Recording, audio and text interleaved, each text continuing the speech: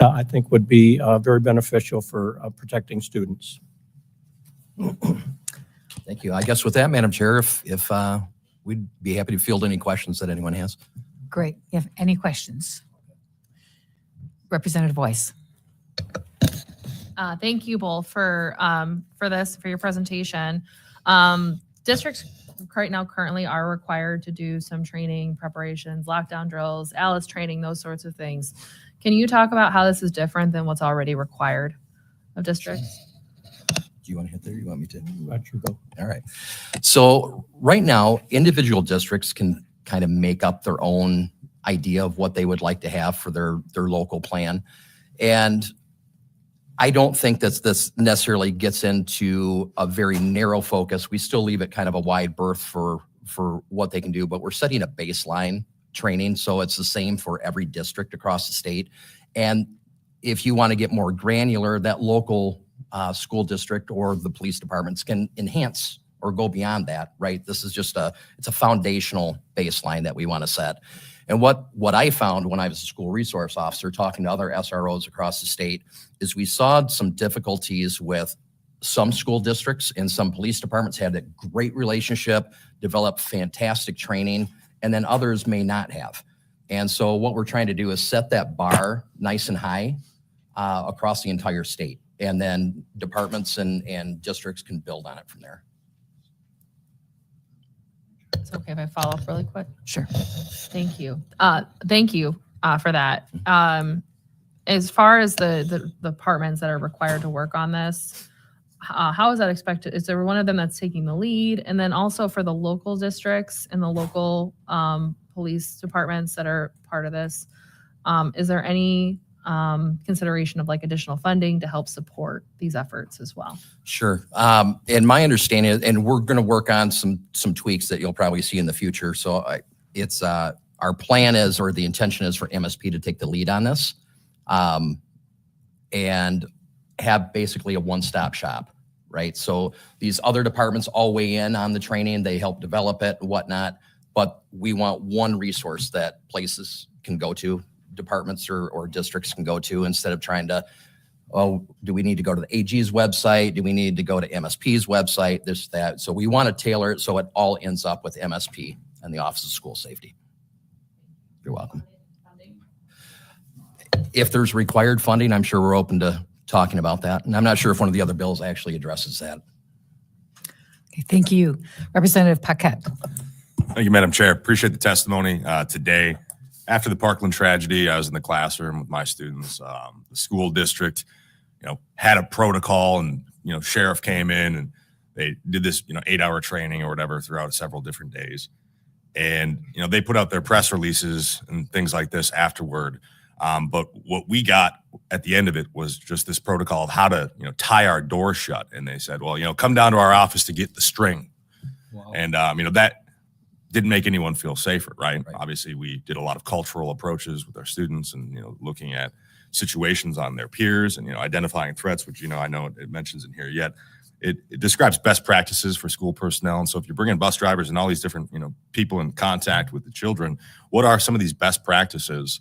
And, is it better than string tying doors shut, I guess? Is that what you're foreseeing? If you could break that down for me a little bit. Yeah, no, it's a very fair question. And I have seen that. There's a conference that is very popular in the state of Michigan called the SEPLA conference, and it's really designed towards school administrators, crisis team personnel, and school resource officers. And so there's this evolving collaboration every year. And, we know if we look at just a historical perspective of crisis in schools, there's always an evolution of this, right? It's never the same. And it is truly hard. It was probably why this package took so long. It's truly hard to anticipate everything that could happen. So we collaborate kind of like we do at some of our legislative conferences, right? We collaborate, see what the best practices have been, what successes have been, as far as at a granular detail on what that training would be. This is something that we're having MSP, the School of, or the Office of School Safety, the AG's office, MDE, collaborate on what that training should look like, and then have that be a resource for all these districts and SROs.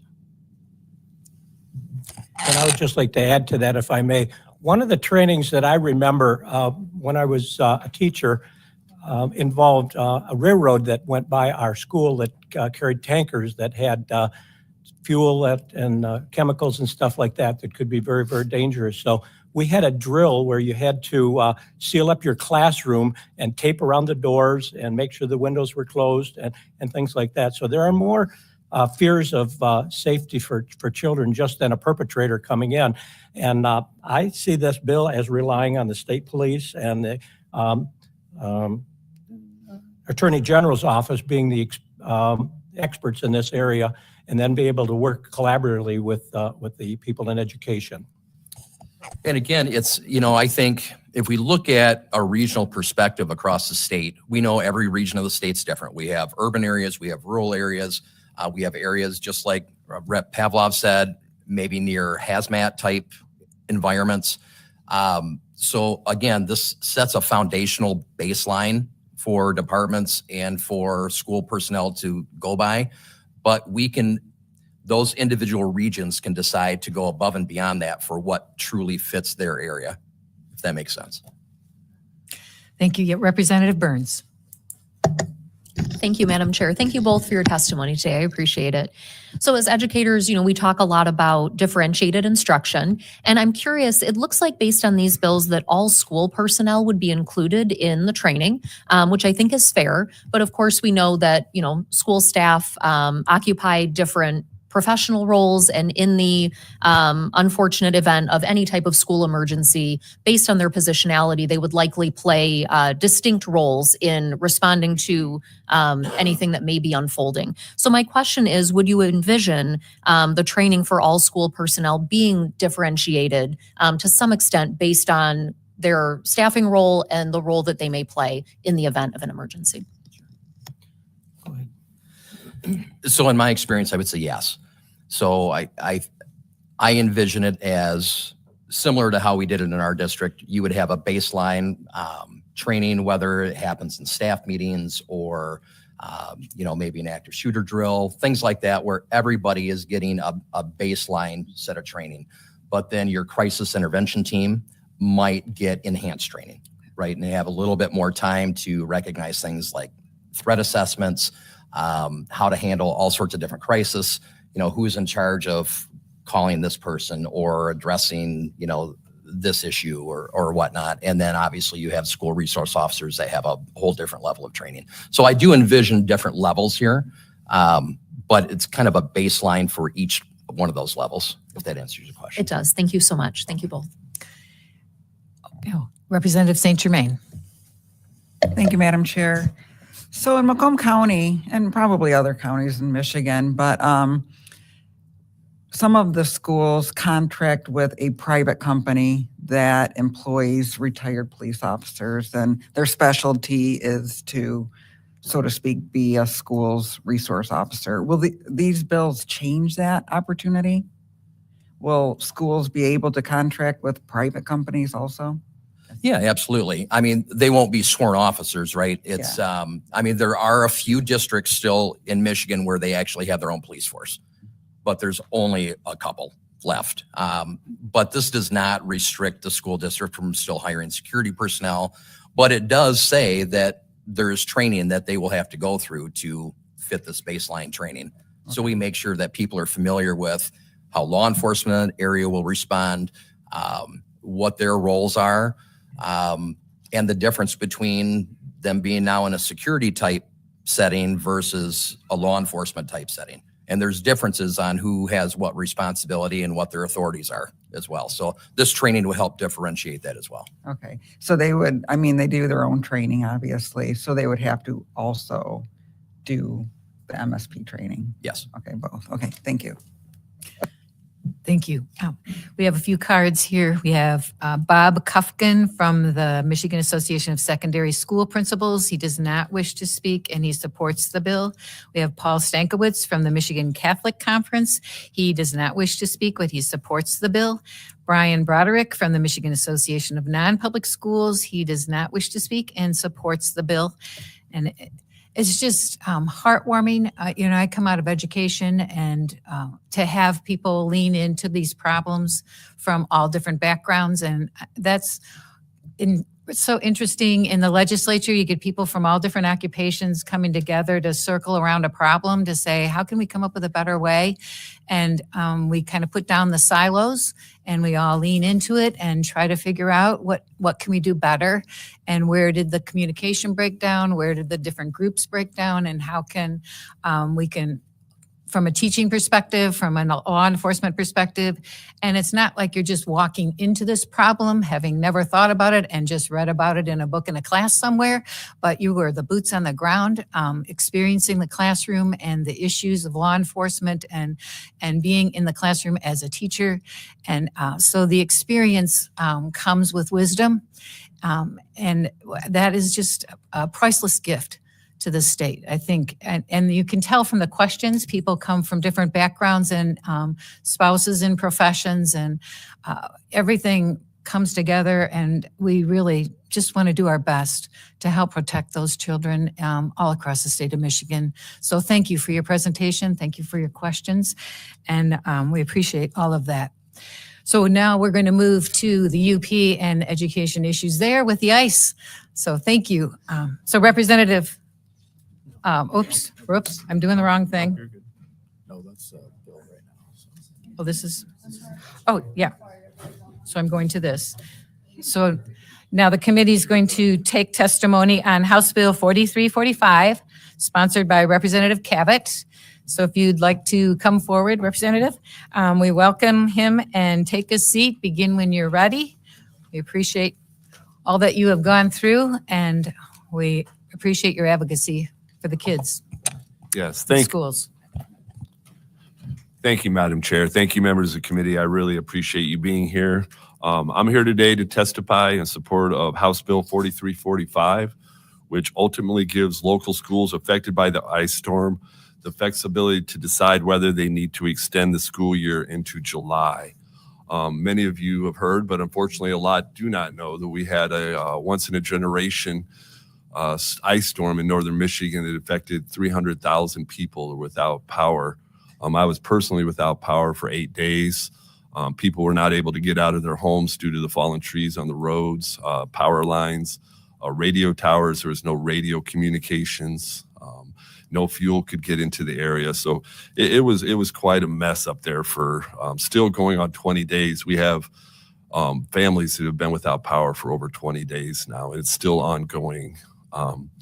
But we were fortunate that mutual aid went out. We had crews from all over the state and country, many with hurricane recovery experience. They were saying this storm was worse than anything they had worked before. It was so widespread.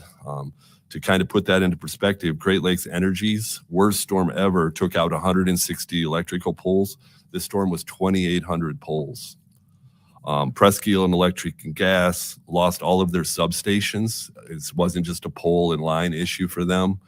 They were literally re-engineering and putting back together the grid for over a 6 to 8 county area. They had to do a complete regrid, engineering it on the fly. A couple quotes. We had the Mount Morency County, which was one of the hardest struck areas, is also the highest child poverty county in the state. That's according to the superintendent there, Katie Mikowski. Lewiston, Joburg schools have already had over 190 inches of snow this year, so they have days that they have to make up already. To put that in perspective, that's about 16 feet of snow that they've had there in Johannesburg, Lewiston. I think this bill, it helps reach out to our northern Michigan families. A lot of people don't understand exactly what are special issues up there, but it protects local control. It's common sense government. It's responsible use of authority. It's fiscally responsible, and it's a good voice for rural Michigan. And, I just think this is a fair and a practical solution to an extraordinary situation. And I would ask everybody to vote yes on this bill. Thank you. Thank you, Representative Cavett. One of the problems with all the power out is there's no way to get the story out either. So really nobody cares about what's happening in the UP. And that's the biggest tragedy. That's what it feels like when you're in the UP and you don't have water because you don't have power, right? Because most of it has to be pumped up, right? We were out power without 8 days also. I live across the street from a lake and we were using lake water for the toilet flush. Not to be crude, but there's tens of thousands of people are in the same situation. Yeah. Amazing. Does anyone have a question? Oh, where are we? Oh, Representative Colzar. Thank you, Madam Chair, and thank you for bringing this bill forward. I had a conversation last week. The Gaylord superintendent was down here. I'm sure you met with her. By the way, she personally mentioned you by name and said how helpful you were being up there. So thank you for that.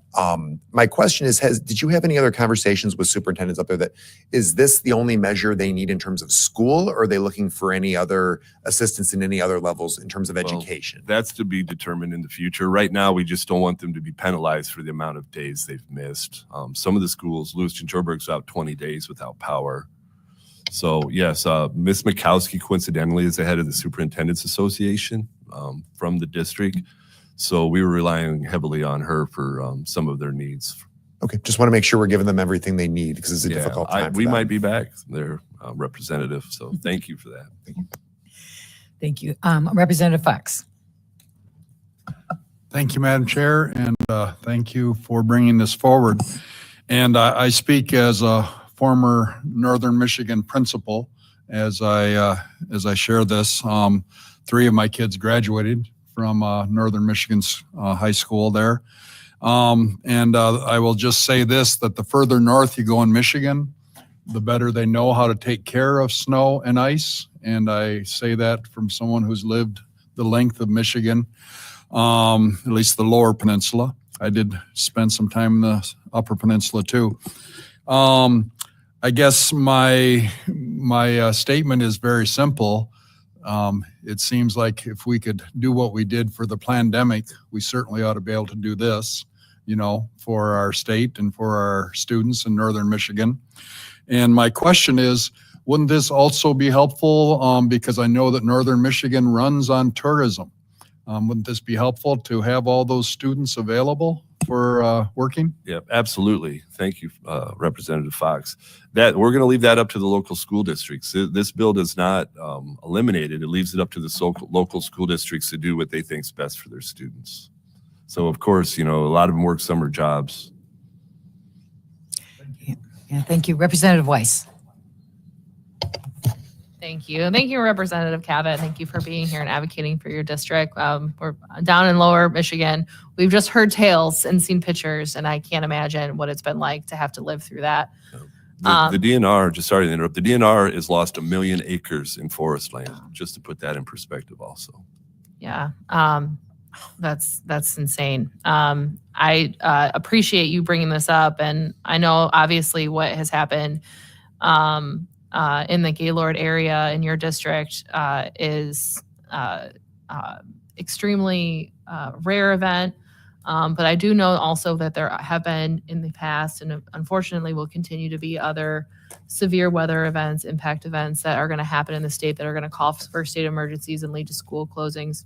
I wonder if you had any thought around, I know your bill is very specific to what just happened, which I think is appropriate, but maybe making it even more broad so we don't have to revisit this every time something like this were to happen. If there is another major emergency, if there's a major state emergency, that we're giving that local control back to districts. That would be something we could work on, but time is of the essence on this. So we really just, the more permanent of a fix, the more controversial it gets, where more stakeholders are involved. So we just really need to hold those students harmless and hold our districts harmless. I agree with that. Just something to consider moving forward. But thank you, Representative. Yes, thank you. And we have a testimony card, or the cards here. John Sevenson from the Michigan Association of Intermediate School Administrators does not wish to speak, supports the bill. Jennifer Smith from the Michigan Association of School Boards does not wish to speak, but supports the bill. Matthew Schuler from the Michigan Association of Superintendents does not wish to speak, supports the bill. Andy Newman from the Michigan Education Association does not wish to speak and supports the bill. I've heard from, I think you maybe told me that some of these people that came up who have fought hurricanes and everything, said that this devastation was like a Category 5 hurricane. We had gale force winds between 80 and 90 miles an hour for 3 days with sleeting rain for 3 days.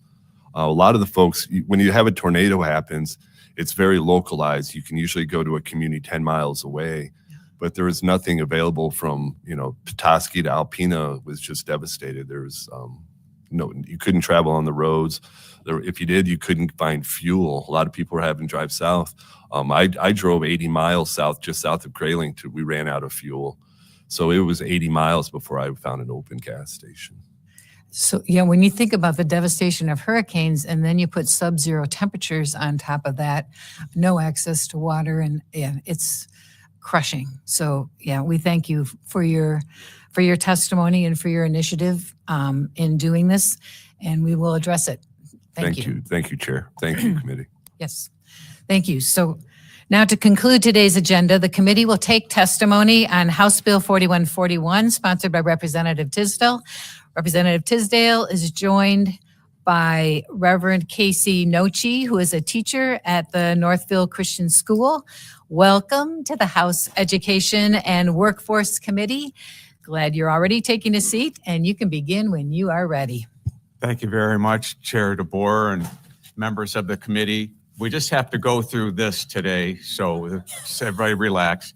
No, this is a part of what I've been looking at over the last 2 years, and been working very closely with my legislative director, Kevin Rose, who's here, and also very closely with Senator John Cherry. We've been discussing this since last summer. He's got a couple of daughters that are entering into this potential cell phone stage, and Senator Cherry couldn't be here, but Nick Haas, his chief of staff, has joined us, and thank you, Nick.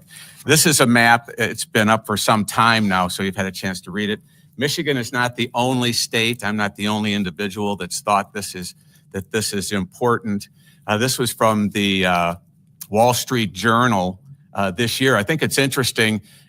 Virginia is a Republican governor and a Democratic-led legislature. And just on April 2nd, they just passed or put into place legislation. And this would call for a bell-to-bell prohibition on cell phone use in all schools. So it's a much tighter restriction than what we're proposing here. Professor Jonathan Haidt out of New York University has been writing and studying this and doing research for 7 years on this subject. He'll tell you that we are in our 13th year of a healthcare crisis among teen and tween girls in particular.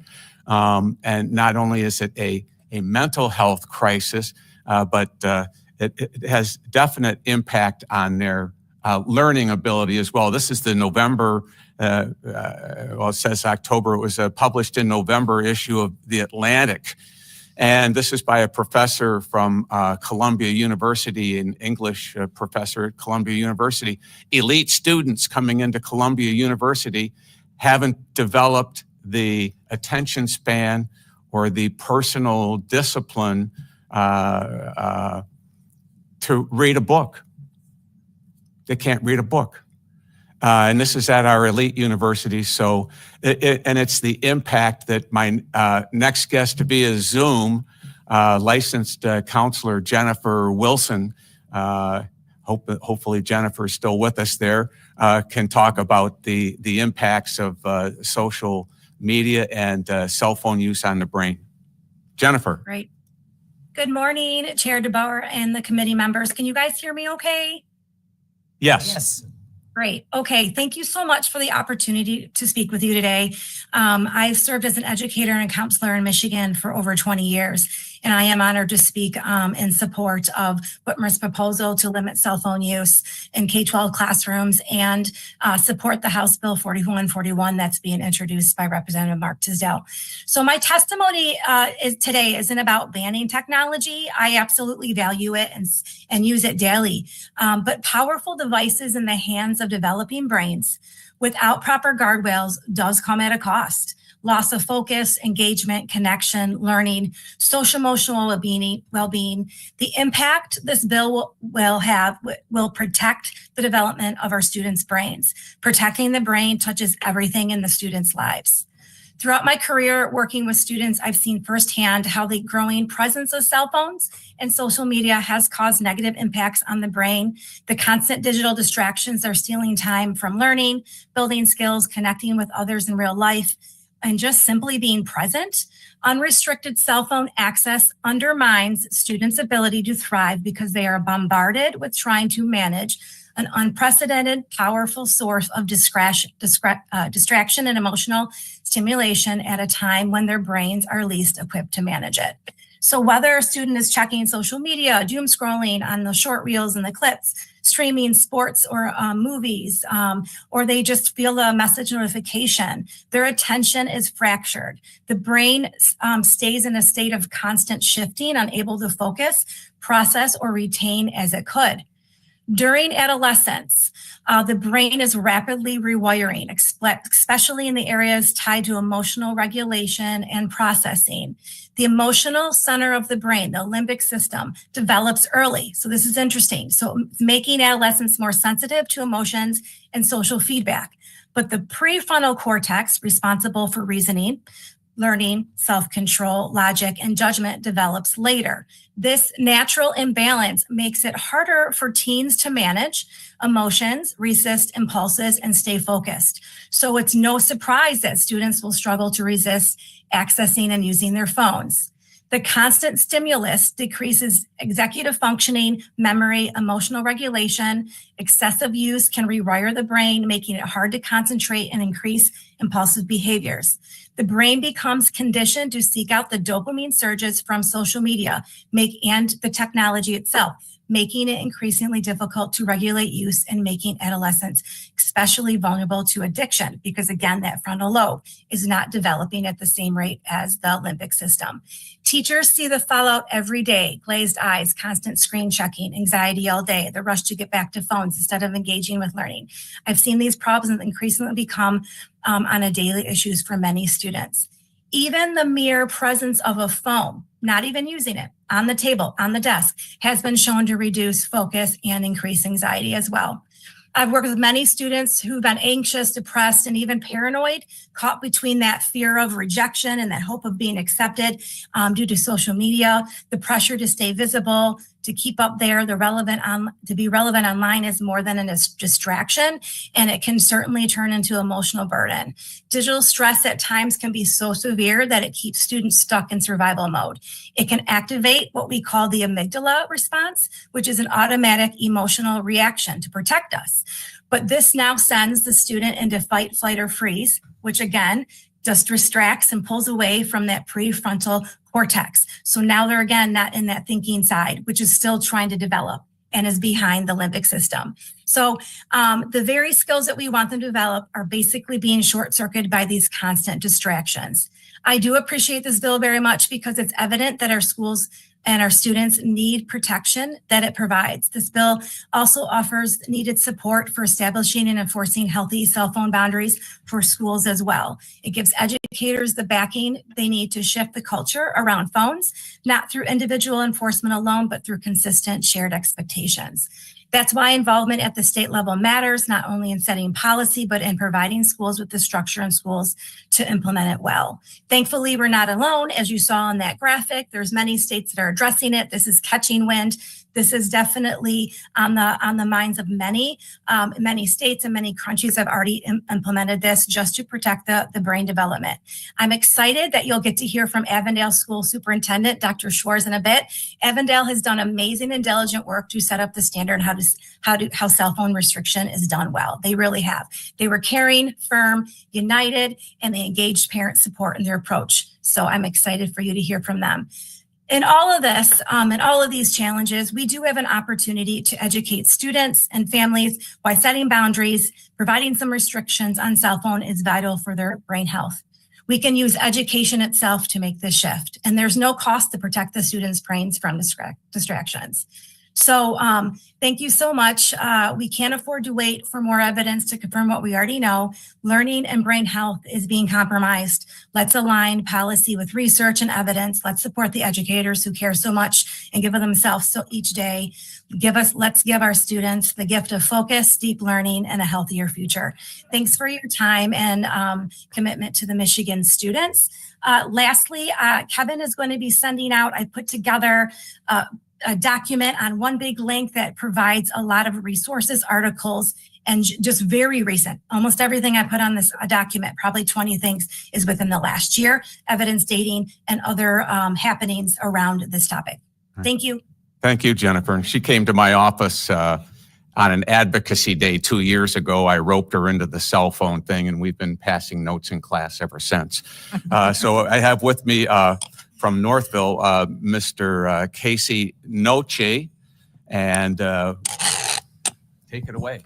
Well, thank you very much for having me, Madam Chair. Thank you for allowing me to testify in favor of this House Bill 4141. I think this will be the most significant piece of legislation pertaining to education that'll be passed here in the last 30 years. I'll get back to that. My name is Casey Noce. I teach history and Bible, 7th and 8th grade history and Bible at Northville Christian Schools. And this year I have voluntarily added to my portfolio Smartphone Czar. This role was born after we took a survey of our students. We wanted to see where they were at with their cell phone habits, social media usage. Within the survey was a series of questions, among which 2 built a statistic that really surprised me. Number 1, does your smartphone have a negative impact on you? 80% of our middle school students answered in the negative. 80% of our students said, no, my smartphone does not have a negative, or does have not have a negative impact on me. But paired with the second question, it took on a whole new meaning. The second of the 2 questions was, does your smartphone have a negative impact on your friends? Again, the answer was 80%, this time in the affirmative. 80% said, yes, cell phones have a negative impact on my friends. What does it tell us? It tells us that there is a problem. The students notice it in their friends. They don't notice it in themselves. I've since really jumped headfirst into this idea of getting smartphones out of the schools. I've given lectures to parents. I've led our student government in creating different initiatives to change the culture, at least in our school, so that the younger kids don't think smartphones are cool. Currently, they're working on a no smartphone month of May. The last month of the school year, we're just going to do no smartphones and try and incentivize that with some fun stuff. We post informational posters around the school, which is really fun. I brought 2 of them with me. I just printed them. One, just as a big brain, a little brain, smartphones make your brain smaller. One of them says, dumb phone equals smart kid, which I like that too. A dumb phone referring to like a flip phone, not with access to the internet. One saying, you snooze, you win. If you put your phone by your bed, it's going to negatively impact your sleep. And we want our kids to be able to sleep at night rather than be on their phone all night, which is also going to impact their grade. The students in our middle school also hold meetings with the younger grades to encourage them not to use smartphones. And I've watched it as these older students tell the younger kids why this is negative, why it's going to impact you in a bad way. We often cite the wait until 8th movement, which encourages parents not to buy smartphones for their children until 8th grade. But as far as policies go, our school is a no phone zone. We use paper and books at our school. The students that do bring their phones check it into the office where it can only be picked up on the way out of the building. This policy is incredibly effective. Kids seldomly forget to turn them into the office, and this allows students a phone-free day where they can learn to socialize like normal kids and learn in the classroom uninhibited by their smartphone. Our students find great success in their high schools. Many of them are graduating top of their class and going on to great academic success. I could name all the universities, all the schools that they graduate from. We have a high level of academic success from our school, and I think it is really due to a few reasons, but one is we don't have smartphones in the classroom. They could actually learn. I've taught in both schools that allow smartphones in the classroom and that don't. And I can say the difference is obvious. When cell phones are not prohibited, it's impossible to teach. Even the most diligent teacher struggles to battle the unlimited entertainment a phone has to offer. Cell phones keep students from learning, and before they know it, it's too late. Class is dismissed. Many of you on the board are also, or on this committee, are also former teachers. If were a former teacher, awesome. Yeah. I figured the majority. You know how difficult it is to command the attention of a room of high schoolers or middle schoolers without a phone. It is impossible to do so with phones in the classroom. And you also know the pressure of being a teacher who offers some sort of accommodation, like to be the cool teacher. All right, I'll let you use the phone at the end of instructional time. How about that? Like there is a pressure there to be a teacher who kind of is, understands the kids. You kind of speak their language, you get on their level. And so this is why a lot of the school policies don't work, at least the schools that I've been involved in, because it's kind of left up to the teacher to decide. And they can't actually implement it because there is that social pressure of being a teacher. Anyways, I said that this legislation would be the most significant piece of legislation pertaining to education the past 30 years in Michigan. Public Act 140 of 1993, the year I was born, banned, and I've been teaching for 10 years too, banned the use of tobacco products in school. Within 20 years, smoking was outlawed in all public places. At the time, there were mixed opinions on the dangers of tobacco. What was the government doing getting involved in our freedoms again?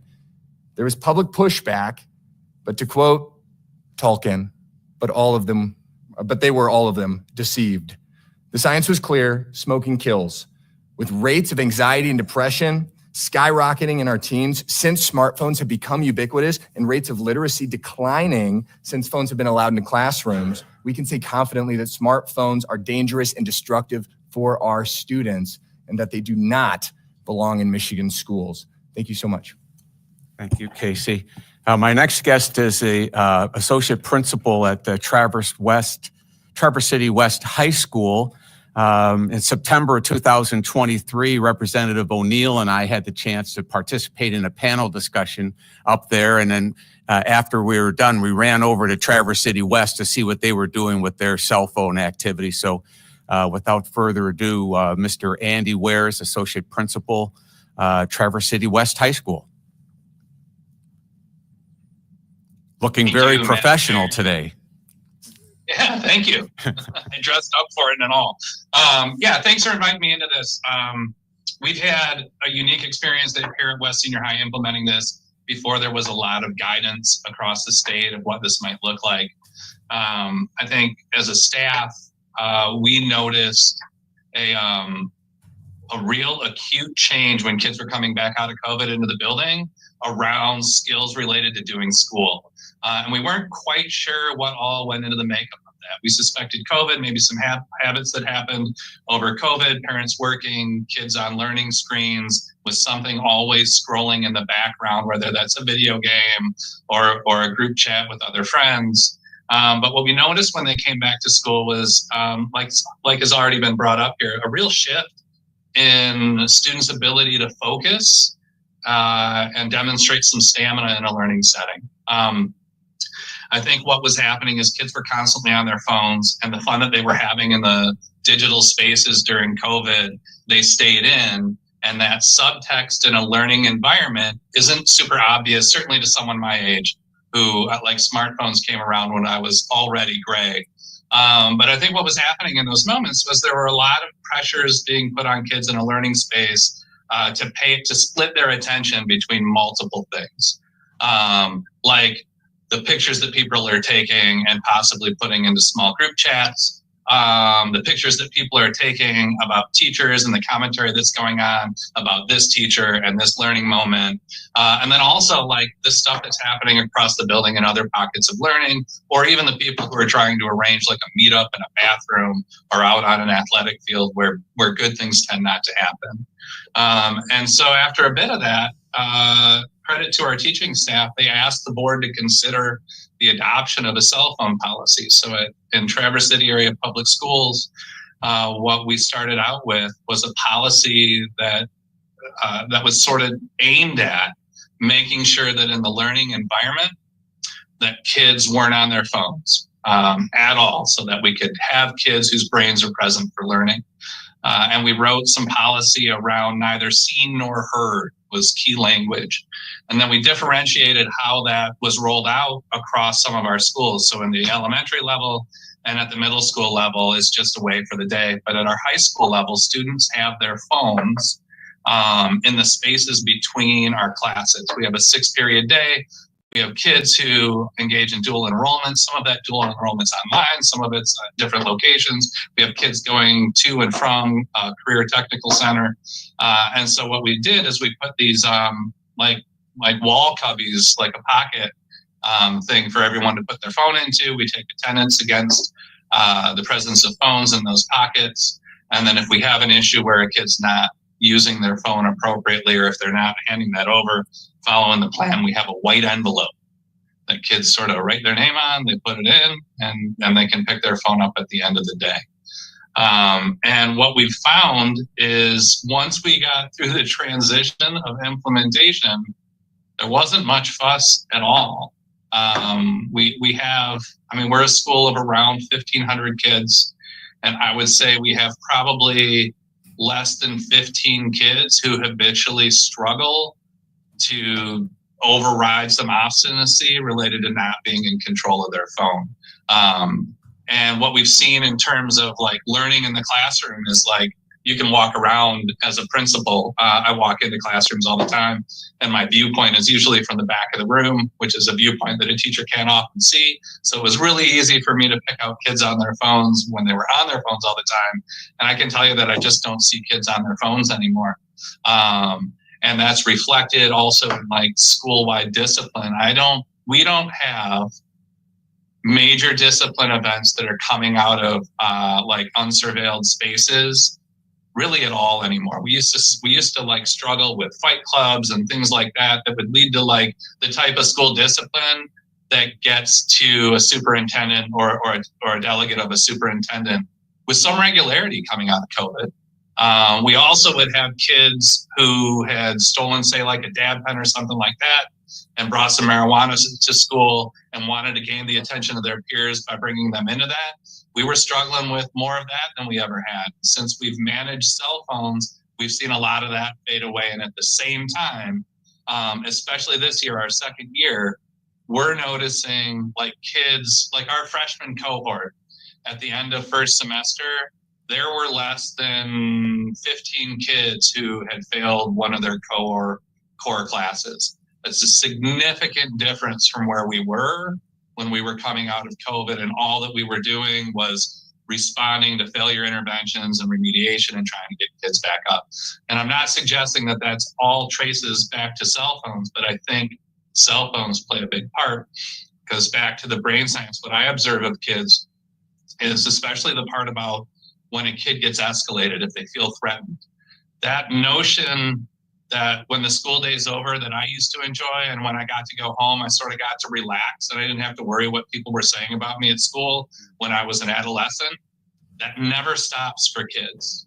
That commentary that started at school gets chewed on over and over and over again, and it just becomes these hidden spaces where kids can seek the attention of peers. And kids are super aware of when someone's creating a picture or a video of them, and they know that it's likely they're being made fun of, which leads to a rise in high school drama that was really, really difficult for a while to manage. So thank you for your time. I really appreciate that y'all are considering this. All right. Thank you very much, Andy. And then last but not least, Dr. James. Excuse me, Representative Tisdale. I know we talked about questions at the end. I have a representative with a burning question for this gentleman. Okay. Andy, hang in there for a Representative second Coons. for answer questions. Thank you, Madam Chair. Thank you, Representative. Thank you, sir, for staying on the question. It's a bit of an open-ended question. Have there been any parents with pushback on security concerns? School safety, we just had testimony on that. It's a related issue. Has anybody pushed back and said, nope, I want my kids to be able to reach out and I want to be able to reach my kids? Has that been and how is that question solved? Yeah, that's a question that pops up. I would say, like as at an outlier level of the feedback that we get from parents. We don't hear much of it at all, but it has popped up a little bit, and I think it's a fair question. But I think if you were to talk to anyone who's part of an emergency response planning effort for public schools, having kids reach out to their parents immediately before those people are able to come in and execute a plan isn't part of their plan.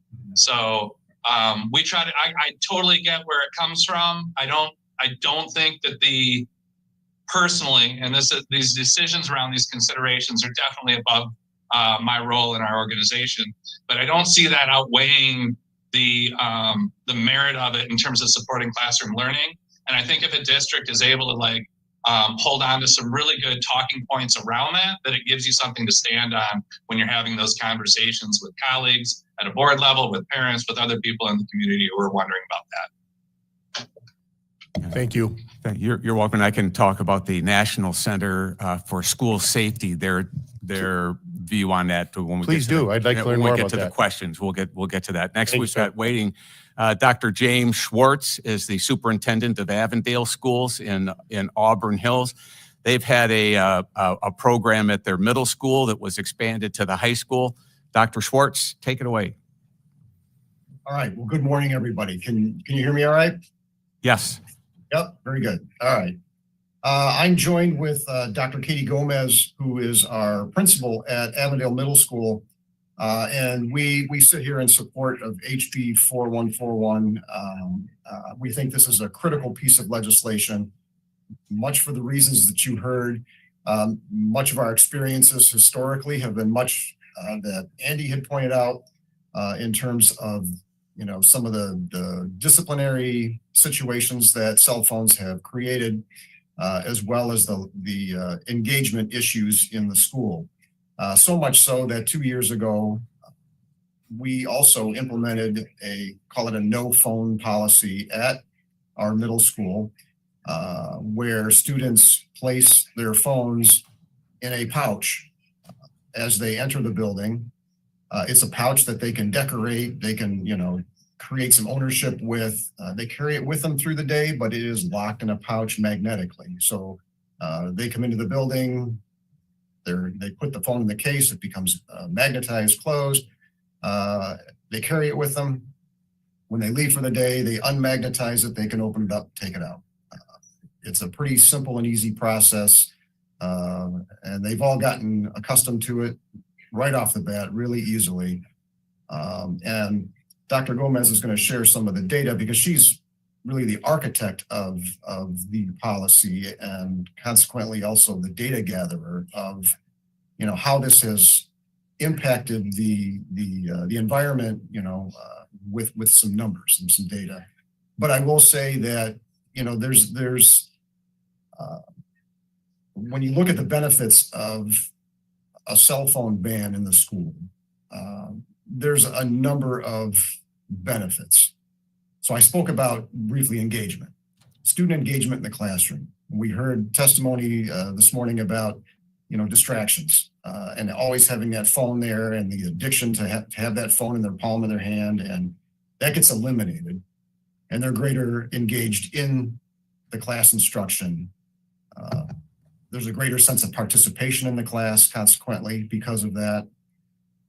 We do know, and we do have data to support that student achievement has gone up because of the lack of those distractions in the classroom. We know, and as you heard testimony on, that it positively affects discipline. Discipline referrals, major discipline referrals. We've seen a drastic decrease in cyberbullying through the school day. because of always having that phone. Students have been apt to, egg each other on and exchange barbs and so on through the day that erupts into fights in the bathroom during passing times and things of those nature. Yeah. So that has been eliminated, frankly, because of the fact that they don't have access to do that anymore. Social skills. Let me speak to that. Our kids have been growing up with these cell phones in the palm of their hand. One hand had a pacifier, the other hand had a phone. I mean, that's how young some of these kids have had a phone. And so consequently, they haven't learned to socialize. And it's been amazing to see in the 2 years that we've not had the phones in the lunchroom, where we traditionally saw kids sitting around a table, all quiet and texting. Now, kids have to actually converse and learn social cues. And we had to reestablish, and kids had to learn that actually in middle school. We had advisory periods that taught social skills. How do I read socials? How do I read social cues? How do I understand gestures? How do I understand the nuances of being able to socialize? Because frankly, with phones, kids never learned it. Their mode of communication with each other largely is electronic. And it's amazing when you take that away, they actually have to be human and converse. We heard a little bit about parents and emergency situations. Look, we all went up through school with no phones, and we all went just fine. And there's a reassurance with parents and, Katie and our staff at the middle school had done a great job with having forums with parents before we implemented a policy about, look, if you need to get a message to your child, we have somebody actually in the office that will answer the phone, take the message and get it to your child. We eliminated the voicemail system, where parents get caught up and don't talk to a human. So we thought it's imperative, because that was a concern of parents rolling out, that they're able to get messages to their kids and so on. And so we do that. We have, just like when we came through school, the secretary would bring down a message or so on as you needed it. We know in emergency situations where you have to evacuate the building or other types of emergencies, that first responders have certainly testified that cell phones have been a problem. They jam up 911 lines when there is an emergency. We have parents that are disrupting an evacuation process because their kids are texting. Kids are not able to get out of harm's way because they're too busy being on their phone instead of following directions. These are all testimonies by first responders that echo the support for this type of legislation, because in an emergency situation, phones are a deterrent to getting kids to a safe place quickly. I mean, the reasons are innumerable. Engagement, participation, achievement, discipline, cyberbullying, social skills, emergency response. And that's the short list of benefits to legislation like this that other states have seen. So I'm going to turn it over briefly to Katie to share some of the data that she's collected with this system at the middle school. Thank you, Dr. Schwartz. Thank you for the opportunity to present today. Can everybody hear me? I'm kind of far away. If you could move a little closer to the microphone. There you go. All right. Hi. So we're really pleased with the results that we've had. We do use the pouches, which also my assistant principal and I stand at the door every morning and greet all the students and make sure they have their pouch and double check those things. And we found, I know when we first implemented it, an assistant superintendent came to our building and she came in where all the students were gathered in the morning and she said, "It's so loud in here. Is everything okay?" And I was like, "No, they're just talking to each other." Like that's what they do in the morning. So just to see that engagement, not just in academically, but with one another. So middle schoolers, learning how to be people together. So I have sort of two buckets of data that I want to share with you. First, our academic achievement data that's very specific to Avondale Middle School. When I came into Avondale Middle School and coming out of COVID, Avondale Middle School was struggling a little bit, and we were a targeted support school. So we've moved out of that in the time since we've implemented the honor pouches. Our overall index went from 50.89 out of 100 to 73. So it's a 20 plus point increase. Growth index went from 55 to 76, again, a 20-point increase. These are for their state testing scores. So we see just incredible improvement. Our proficiency increased about 6-7 points. So from 47 to 54. And then our school quality overall student success index went from 51 to 81. So a 30-point increase there. So that's just like an incredible shift in achievement in our building. Anecdotally from my staff, you will hear any staff member would swear upon the cell phone ban, and they love the pouches because it's no longer, there's no power struggle with my staff. There's no like, hey, you have your phone out, like put your phone away, like having all these conversations. So much of the interaction time that my staff was having with students was around cell phones, like trying to give them warnings, kind of like what the other gentleman mentioned with the like cool factor, right? Like get like allowing or not allowing, like those decision-making pieces. Like we don't even ask our staff. If the staff sees the phone, they send us an email or make a phone call, and when an administrator comes down and gets the phone, we don't even have our staff take them or interact with the phones like at all. And then behaviorally, we had a huge shift as well. We had a 2/3 reduction in fighting in our building. And so that's a significant decrease. We had sort of a lot of fights, a lot of 30 seconds in the bathroom, a lot of slapboxing kind of things, arranged fighting where kids knew they were going to fight each other, all phone related, because that's how they were making arrangements. I already mentioned that we eliminated that power struggle with staff. So there was a lot of referrals and insubordination around phones that has now been alleviated. And in year one, our phone violations were cut in half. So the documented phone violations that we had, but over the 2-year time period, we went from about 1 or 2 phone violations a day to 1 to 2 phone violations a week, which sounds like maybe that's not a huge change, except for before our data show that we were logging phone violations after kids had gotten warnings, and then they refused to put a phone away. So there was a lot of additional phone usage that was being curtailed with a warning. And now every time a kid has a phone, it's being documented. So it's a clear reduction in those types of distractions that are not just distractions for students, but also clear distractions for instructors.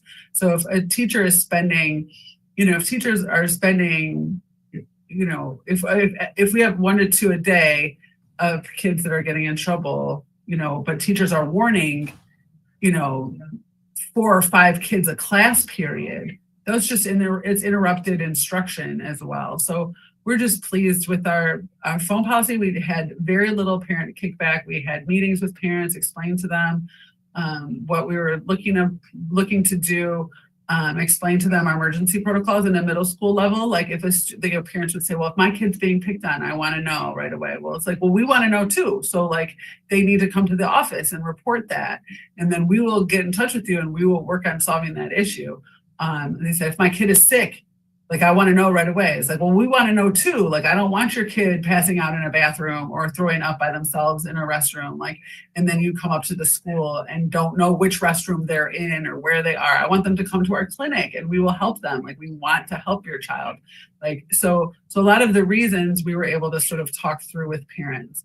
One of the things we do like about the pouches, I will say, is that it does allow for parents to track their children. I know that sounds kind of, dystopian, but they are able to, if their kids have Life 360 or Find My or whatever, in a real emergency, like the kind of unthinkable emergency that your previous bills were addressing, a parent's able to see if their child is evacuating the building, because that is still trackable. So that's a pretty cool feature, because the phone is still in the pouch. but the parents can see that little dot moving, out of the building, which can I'm gonna ask. provided a lot of. Yeah, I'm going to ask for a wrap up here, cause I know we've got some questions that we'd like to get to. But thank you very much. That's all I got. fantastic So thank you info. so much for the Please opportunity. hang around in case there are questions. Sure. Yes, thank you so much. First question, Representative Colzar. Thank you, Madam Chair, and thank you for your testimony. I appreciate the spirit of the bill. I think next to good morning, the most common thing I said when I was in the classroom was put your phone away. So I can appreciate that. I know also Northville Public Schools they no longer allow cell phones in K-8, and every bit of feedback I've gotten from pretty much anybody in the community has been resoundingly positive. My question is, schools always want to make sure they are following the law. I couldn't find it in your bill, so please correct me if I'm wrong. Is there any distinction to make sure that school issued devices are exempt? So like Chromebooks, things like that. We have an H1 sub on that, and some of this came from Representative Breen, but there are two changes in the sub. We've eliminated the grade numbers and gone, because Novi, for example, has K through 6. So we've gone elementary, middle school, and high school, and then we've included medically necessary devices and school-issued or school-owned devices that are being used in the classroom. Awesome. Thank you. You're welcome. Thank you. Representative Fox. Oh, Paquette, sorry. You can jump in there. Thank you, Madam Chair. Appreciate the testimony. Educators are tasked with building 21st century skills in very non-21st century environments, right? Something bad happens and then we lock up windows, we close doors, all of this. And this is, a huge struggle, especially the school that I was blessed to be able to work at. But as we hear with testimony, every single school has been approaching this challenge. I loved what you were describing, the interaction you had with students. This wouldn't happen if we just banned things from the state standpoint, in my estimation. At my school, we as teachers, we created our own disciplinary system that actually allowed all of our kids had one-to-one MacBooks as well, so that was a distraction. But we were tasked with, teaching young people how to use these things. The counselor mentioned that kids are anxious around seeing a phone. Well, if a kid is anxious around a body of water because they can't swim, you teach the child how to swim. And so this is where, as schools approach these problems, I wonder how we can maybe address it culturally. So, at our school, we had kids level up in a way, because how do you get kids engaged in learning? How do you get them to, the stats that were up there of kids not being able to read? Well, they need to fail as well. They failed in my class and they realized they weren't going to pass unless they had the abilities to, read or comprehend, high level texts. And so when they had this clear problem that they weren't going to pass, they had to address the predicaments that were keeping them from getting there. And so, when every challenge is out there, it presents an opportunity. When the ban came down from our district on phones, our school had to modify our disciplinary program that allowed kids who established a track record of using their phone wisely or being able to have it. Other kids were like, well, I want to get there as well. How do I get there? Well, here are the steps. And so I see this as limiting. I get the K-5, element and maybe the middle school too, but why does the state have to interfere with the great, plans that schools are developing, and also the, as the testimony described, there, these great opportunities to talk about, 21st century skills with kids? There's a phenomenon called a collective action trap. And I think, as you heard with Jennifer Wilson talking about how these phones are an impediment while the brain is developing. But in this collective action trap, it's the momentum or the inertia of the behaviors of those around us suck us in. There are 886 school districts in the state of Michigan. If we wait for all 886 to come up with a program, we're going to be waiting a long time. So all I'm trying to do is, I'm not, like Virginia indicated, they've got a bell-to-bell exclusion, period. We're just trying to establish a baseline for these school districts to operate off of, and then they can be as creative within those baseline guidelines, or as strict, more strict. So again, there's 56 intermediate school districts, 537 local school districts, 293 charter and academy administrative entities. And we want to break that collective action cycle. Mr. Paquette, you're the only one that doesn't allow us to have a phone in class. You know, as Casey was talking about that pushback, that pressure from the students. Mom, I need to get a smartphone. I'm the only one at school that doesn't have one. And so if we can break that cycle, that collective action trap, that gives people the room to go in and implement what's best for the students. And just a quick follow-up, if I may. So if there's a school that is breaking the law and allowing, you know, our disciplinary system to take place, what are the penalties? Are we going to, you know, are we going to go to jail? I haven't put penalties in this, but that's something that we could address through a purse string issue, you know, whatever. But the point is, you know, I've been working with the Oakland County Intermediate School District for almost 2 years on this. 28 superintendents. That's how I got to meet Dr. Schwartz. These are professionals. They're bright people. They want to do what's best for their kids, and the legislation I'm promoting is going to give them room to do that without that. Gosh, you're the only one. Representative Fox. Yes, thank you, Madam Chair, and thank you for the broad spectrum of testimony. Really good to have it from so many different angles. And people that are actually doing it. Exactly. Yeah. And I just wanted to throw my hat in the ring too. I experienced the same thing as a K through 12 administrator with schools without cell phones. It really makes a difference academically, socially, and in so many ways. So I just have two questions. One is, should we prohibit cell phones in the legislature too? Would that be helpful for us? And the other one is, do you think prohibiting cell phones will help us move from number 4?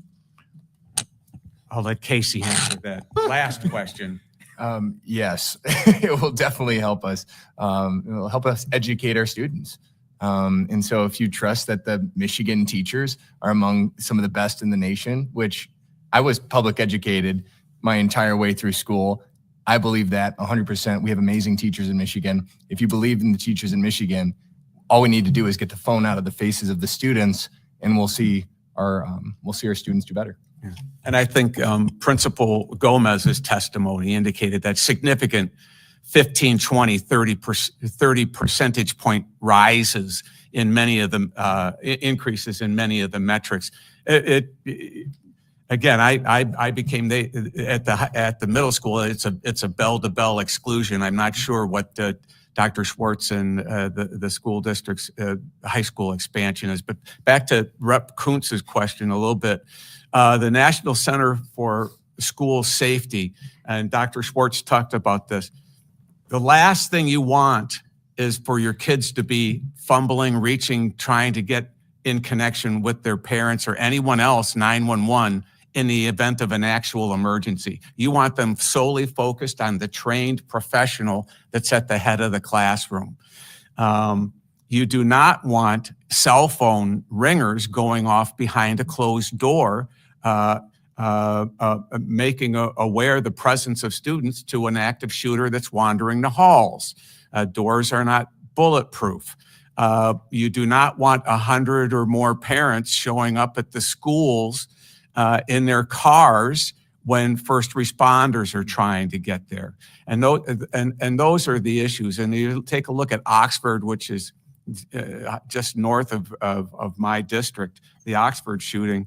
The 911 system was flooded. The cell system was flooded. So that access became unavailable.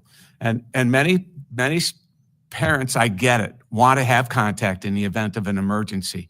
But talking to you 6 miles away from the site of the emergency does not enhance their safety. And that's the part that has to be reeled back in again. And we got to let the system, let the professionals do their jobs. And then every program that I've spoken to has some opportunity for the kids to then reach out to their own parents. Vice Chair Linting. Thank you, Madam Chair, and thank you for your testimony. This has been very informative and helpful, and I do see this as a real issue. The last gentleman that testified said we all went to school without smartphones and we survived.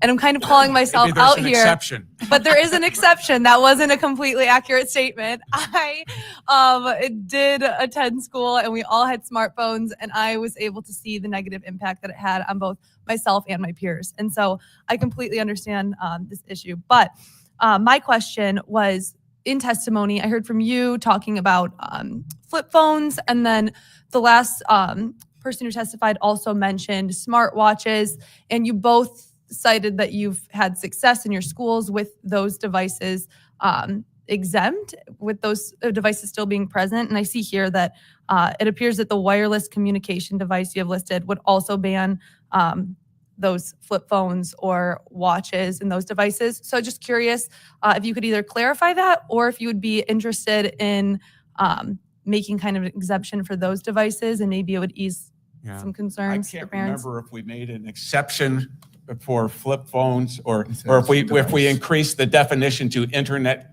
connectability. Okay, Yeah. there's no exemption right now. but Okay. Go ahead. So for our school, we don't exempt Apple Watches, smartwatches, or flip phones either. So if they bring in a flip phone, they still check it in. Okay. Yeah. So what we do is we're trying to do two things: set a policy at the school level to help the kids succeed educationally, and then number two, we're trying to work with the culture. How do you change the culture to show these kids you don't really need a smartphone?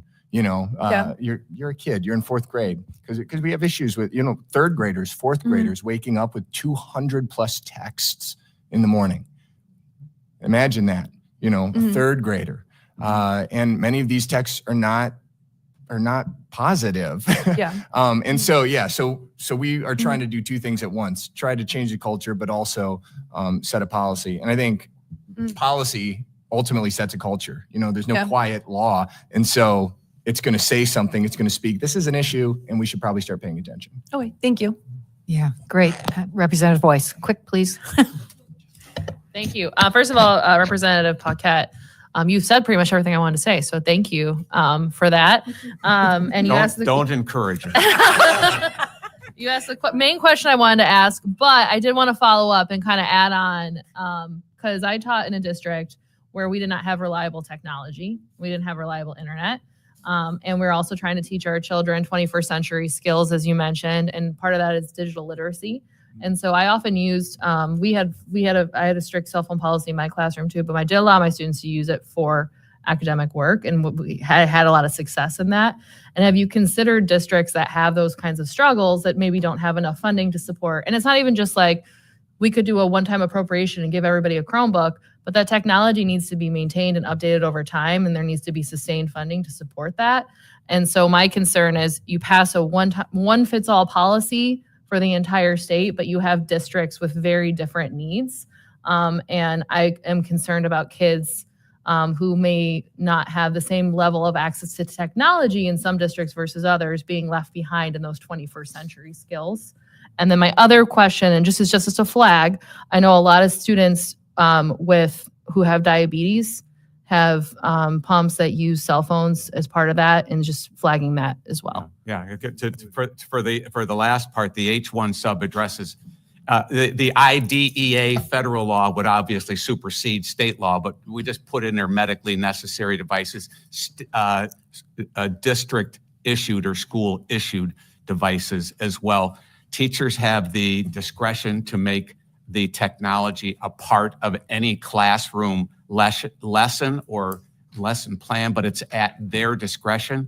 If there's a problem with internet access, keeping devices updated, those kinds of things, that's not what we're aiming at here. We're trying to create an environment that eliminates the distraction of cell phones specifically during instruction time, but others would tell you, bell to bell. And it's just plain old mental hygiene. While the brain is developing, as Jennifer Wilson, talked about, You don't need that as an attention suck away from reading and math proficiency, which we have a problem with here in the state. Thank you for that. I agree that that's an issue. I just encourage you to think of some of the unintended consequences. Oh, there will be some, as there is with every legislation. Yeah. Thank you so much. I know whatever you do, Representative Tisdale, you do not approach it with a casual shoot from the hip idea. You're really been so diligent about this. This is all blank paper. Yeah.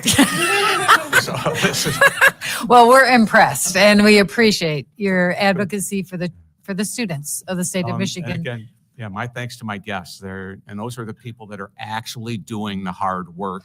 I don't have any special interests or stakeholders. Right. We wrote this in our office, and this is about version number 5, and we try and keep making it better. Yeah. Well, we're trying to take children out of addiction. And some children are responding with violence to taking a phone away. There have been serious stories about those kind of things happening. And so we need to help them learn that there are other ways to communicate. There's a way to have a culture without a cell phone. You can learn with it. You can have without it. You can have conversation without it. You can have positive interaction with the world without it. And that gives them a window to escape addiction. And the sooner we can do that, I think the healthier the students will be across our state. So thank you so much. Thank you to the committee for your engagement, for enduring us. And it's a big, big topic. And I wanted to get in as many boots on the ground professionals as possible. Thank you. We have cards that are going to be entered into the record because of the amount of time here. We do have a short comment that Bob Ryden from the Michigan... Bob Kefkin, I can't read right, sorry, from the Michigan Association of Secondary School Principals, yes, would like to speak and supports the bill. Is he here? Can you say something quickly? You're on. Thanks, Representative. Thank you, sir. Thank you, Madam Chair, members of the committee. Very briefly, Bob Kefchin from the Michigan Association of Secondary School Principals, representing about 1,800 high school, CT, and middle school principals and assistant principals. MASSP strongly supports this bill. We are very clear as membership that while we understand that some districts have local policies right now, most districts have local policies right now. The fact that we are still here debating the problems that we are having with cell phones in schools points very clearly to the fact that while we are seeing some pockets of success, more broadly, we are seeing challenges. And this is where the state can come in because if we have consistent rules that don't vary building to building, district to district, classroom to classroom, it's much easier to get parents, students, and communities on board with common expectations. So I have more prepared remarks, but I'm happy to share those with the committee in writing later, and I'll leave it there for now. Thank you. I appreciate your flexibility. Thank you. Also, Jennifer Smith from the Michigan Association of School Boards would like to speak quickly. She opposes the bill. Yeah, I got it. Thank you, Madam Chairperson and the committee for allowing me to speak on this bill. I realize I am the lone voice in the woods right now, but wanted to point out some of the reasons that we are opposed. My name is Jennifer Smith, and I'm Director of the Government Relations for the Michigan Association of School Boards, and we represent the elected boards across the state. We totally agree that schools should have a cell phone policy for their students to reduce distractions and increase focus in the classroom. However, we do oppose this bill because it is far too prescriptive and will not meet the needs of all districts. We know one-size-fits-all policies do not work in education, and this is no different. Banning cell phones on all school grounds or those devices on all school grounds for K-5 students could be detrimental to their everyday routine. Many students walk to school or ride their bike, and parents feel better having some sort of device with their child in case something goes wrong on the way to and from school. One district in West Michigan does not bus at all because it is so geographically small, so every one of their students is either walking, riding, or being dropped off. Banning all electronic devices during instructional time at middle and high school levels also takes away the ability to use them for instructional purposes. For example, a science class at the high school may be using their phones to record reactions in order to watch them in slow motion and study them better. Finally, this bill does not include exceptions for students with a 504 plan, an IEP, or medical needs. We should not ban phones during instructional time for those populations who need them as outlined in their plans or as a medical assist. I do appreciate that there's a subcommittee that may address some of those concerns. We instead support something closer to what the state of Ohio has adopted. It requires schools to have a policy, allows them to ban the devices, but leaves the details of that policy to the local districts to determine what is best for their students and teachers. It also establishes a timeline for adoption. This would allow districts that already have policies, as we've heard about, that are working for their students and staff to continue those policies without having to make sudden changes because the state decided their policies weren't enough. We encourage you to rethink House Bill 4141 and look to give our districts a little more flexibility to make the appropriate decisions on this issue for their students, teachers, and administrators, and to find a way to limit those distractions in their classrooms. And I'd be happy to take any questions. Thank you for your time. Thank you. We won't have time for questions, but we appreciate your testimony. Vice Chair Linting moves to excuse our absent member, and there will being no objection, absent members are excused, and there being no further business before the committee, the House Committee on Education and Workforce will stand adjourned.